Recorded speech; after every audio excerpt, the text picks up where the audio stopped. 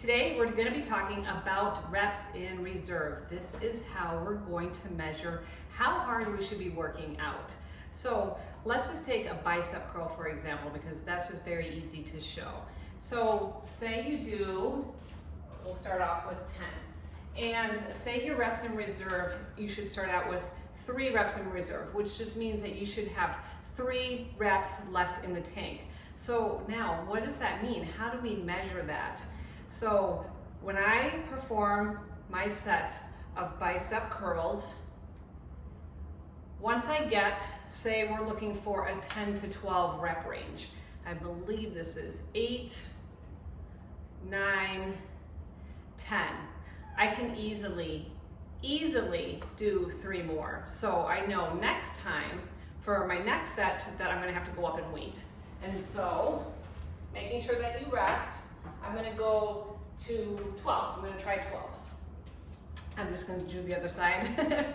So now this is rested. So now I'm still shooting for the 3 reps in reserve. And let's see where we can get here. So I already feel like I'm getting closer to what 3 reps in reserve might look like, but we're still not there. I already know when I get to, I believe this is 10, I already know I could definitely do 3 more with ease. So this is how you're going to gauge whether or not the weight is heavy enough for you. Now I'm gonna do the 15s in just a second, and I'll do 20s to show you what it looks like when you're going too heavy. Now, sometimes you might be stuck in between a set where you're like, I can do some of the sets, I can do like 8 reps at a heavier weight, or you can go the opposite, or I can do more reps with a lighter weight. And so you might be able to combine those two. So if you know you get to your first set and you're like, yeah, this is way too easy, then the next time when you pick up that weight, then you're gonna pick up this heavier weight. And now you're like, okay, but this one is too heavy. So say we're shooting for that 10 reps, and you gas out at like 8, then you can finish with the lighter weight. So let's see what 15 reps looks like. So again, we're shooting for 3 reps in reserve. I think reps in reserve are definitely easier as you progress, right? So if we're looking for 1 rep in reserve, that's pretty much close to failure, right? So that's gonna be a little bit easier to gauge, but the principle is still the same. So let's say, let's go for a 1 rep in reserve. So let's say we're going for a set of 10 with 1 rep in reserve. And let's see what that looks like here. So far, so good.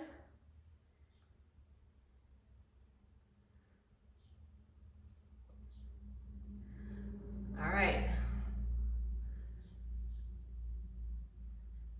Okay, so that's 9 and that's 10. So I definitely feel like I could still do 4 solid reps at that weight with good form. So let's see what it looks like with 20. Now my left side is weaker than my right side, but we're still going again for the reps in reserve, and so this is actually going to be easy to show. So we're shooting for that 1 rep in reserve, going for 10 here. All right, so I already know that we're probably going to be close to that reps in reserve. And it would help if I could count at the same time. Is this 5?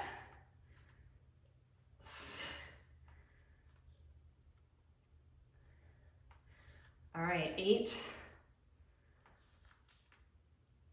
9, and 10. All right, so definitely did not have, I maybe could have squeezed one more out, right? So that's pretty close to that 1 rep in reserve, right? So maybe I could have squeezed out like 2 more, but it would have looked like really bad form. And here you would have seen me rocking back and forth. So that's how you gauge reps in reserve. Why is this important? Because this is how you're going to progress. So when we start out with your program, like the first week is a deload week. So reps in reserve are lower, which means you're doing lower weight, a little bit of a lighter load. And then as you go through the weeks, and this is why it's really important to take notes. So as you're going through your weeks, take a little note what you did, and then ask yourself, can I go up on this next set? And can I go up next week? And make a little note for that. Now, here's the thing. So with 3 reps in reserve, we're at like 90, or I should say like 70% effort, right? And then as we go up, we're working more towards the intensity, towards the workload. So you should be able to do more weight at the end from week 1 to week 4. You should be able to do more weight. So you shouldn't always be at, 3 times 10, you want to, 3 times 10 pounds, right? You really want to make sure that you are pushing yourself to stay within those reps in reserve ranges. And that's a way to gauge the intensity so that you are pushing yourself safely as well. So to build muscle, we have to have progressive overload, progressively overloading that muscle. And if we just stay with the same weight all the time, now your reps in reserve are gonna get, say when you start with your 10 pounds, then it becomes easier. That means you are building muscle, you're getting stronger. And so now we have to increase our weights. So hopefully that's an understanding for you of reps in reserve, how to push yourself as you go through the weeks. It should feel more like 90% effort to get to that reps in reserve. Right? So if you're always giving 70% effort, then guess what? You're always going to get 70% results.